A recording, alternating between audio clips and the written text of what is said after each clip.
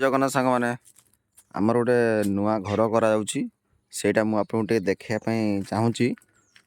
ଟିକେ ଦେଖନ୍ତୁ, ଏଇଟା ହେଉଛି ଆମର ପଟିକ ଡିଜାଇନ୍ କରାଯାଉଛି। ପଟିକୁ ଆମେ ରଖିଛୁ 8x10ର ରଖାଯାଇଛି। ୟାର ସାଇଜ୍ଟା 8x10ର ଅଛି ଏଇଟା ପଟିକ। ତାପରେ ଯେତେବେଳେ ଆମେ ଏଣ୍ଟ୍ରି କରିବା, ଏଇଟା ହେଉଛି ମେନ୍ ଗେଟ୍। ମେନ୍ ଗେଟ୍ରେ ଆମେ ଏଣ୍ଟ୍ରି କରିବା। ଏଣ୍ଟ୍ରି କଲା ପରେ ଲେଫ୍ଟ ସାଇଡ଼୍ରେ ଗୋଟେ ଆମେ ଛୋଟିଆ ରୁମ୍ଟା ଗୋଟେ ରଖିଛୁ।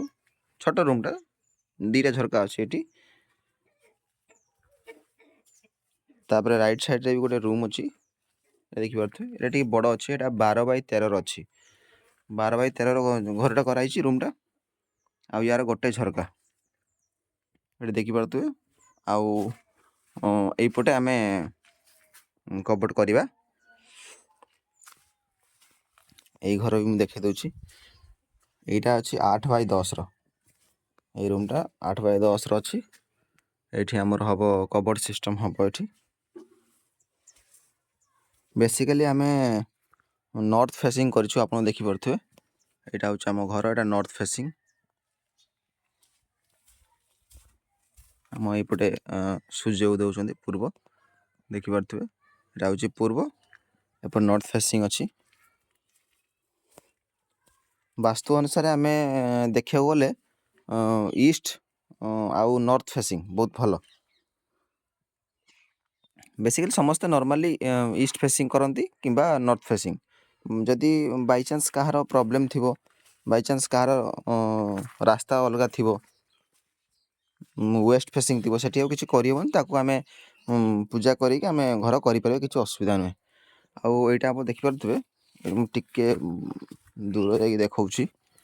ଏଇଟା ହେଉଛି ଆମର ଡ୍ରଇଂ ରୁମ୍। ଦେଖନ୍ତୁ, ଏଇଟା ହେଉଛି ଡ୍ରଇଂ ରୁମ୍।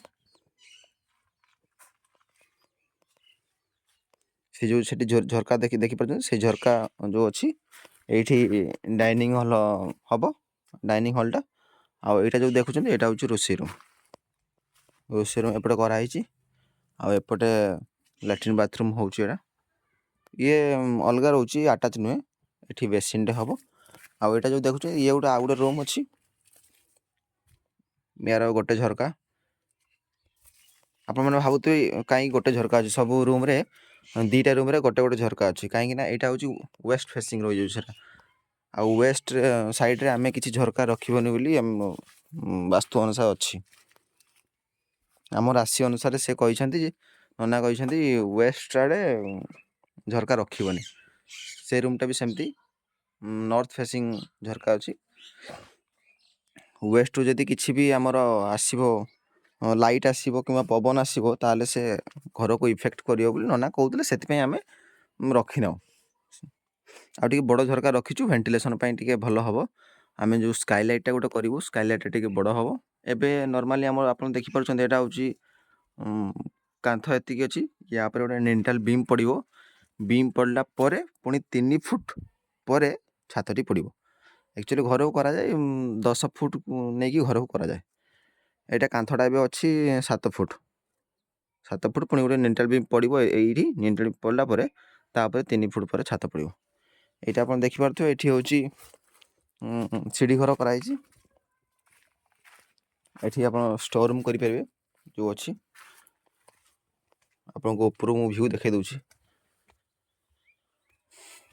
ଏଇଟା ହେଉଛି ସିଢ଼ି ଘର। ଆମ ଘରଟା ହେଉଛି ଏଇଟା।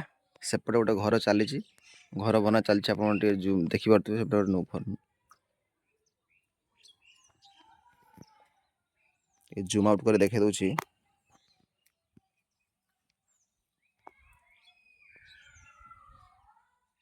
ଦେଖନ୍ତୁ, ଆଉ ଏପଟେ ତ ବିଲ ଆପଣ ଜାଣିଛନ୍ତି। ଆଉ ସବୁ ଏବେ ଚାଷ ଟାଇମ୍ ଚାଲିଛି, ଧାନ ଚାଷ ହେଉଛି। ଏପଟେ ସବୁ ଆମ୍ବ ଗଛ ଅଛି, ଆମ ବାଡ଼ି ବି ଅଛି ସେପଟେ। ଚାଲ ଯିବା। ଆପଣ ଦେଖିଦେଲେ ତ, ଘର କନଷ୍ଟ୍ରକ୍ସନ୍ ଚାଲିଛି। ଘର ଯେତେବେଳେ ଫୁଲ୍ ହେବ, ମୁଁ ଆପଣଙ୍କୁ ଆଉ ଗୋଟେ ଭିଡ଼ିଓ ଦେବି। ଯଦି ଆପଣମାନଙ୍କୁ ଭଲ ଲାଗିଥିବ ଭିଡ଼ିଓଟି, ତାହେଲେ ସବସ୍କ୍ରାଇବ୍ କରିବେ ଆଉ ଲାଇକ୍ ବି କରିଦେବେ। ଆଉ ଗୋଟେ କଥା ରହିଗଲା, ଆମର ଯେଉଁ ଘରଟି କରାହେଉଛି ସେଇଟା 1000 ସ୍କୋୟାର ଫୁଟ୍ର ଟୋଟାଲ୍ ଅଛି। 1000 ସ୍କୋୟାର ଫୁଟ୍ରେ ଆମେ 3ଟି ରୁମ୍ କରିଛୁ। ଆଉ ଗୋଟେ ଡ୍ରଇଂ ରୁମ୍ ଏଇଟା ଯେଉଁଟାକି ଏଇଟା ଗୋଟେ କିଚେନ୍, ଗୋଟେ ଲାଟ୍ରିନ୍ ବାଥରୁମ୍ ଆଉ ସିଟ୍ ଘର ବାସ୍। ଯଦି ହେବ ତ ପ୍ଲାନିଂ କରିବା ଆମେ 2 ତାଲା ପାଇଁ। ସେଇଟା ହେଲେ ଆମେ ଆଉ ଗୋଟେ ଭିଡ଼ିଓ ମୁଁ ଆପଣଙ୍କୁ ଦେବି, ଆପଣ ଦେଖିବେ। ଯଦି ଆଉ କିଛି ଆପଣ ସଜେସନ୍ ଦେବାକୁ ଚାହୁଁଛନ୍ତି ତେବେ ମୋତେ କମେଣ୍ଟରେ ପ୍ଲିଜ୍ ଜଣାଇବେ। ସମସ୍ତଙ୍କୁ ବହୁତ ଧନ୍ୟବାଦ। ଜୟ ହିନ୍ଦ।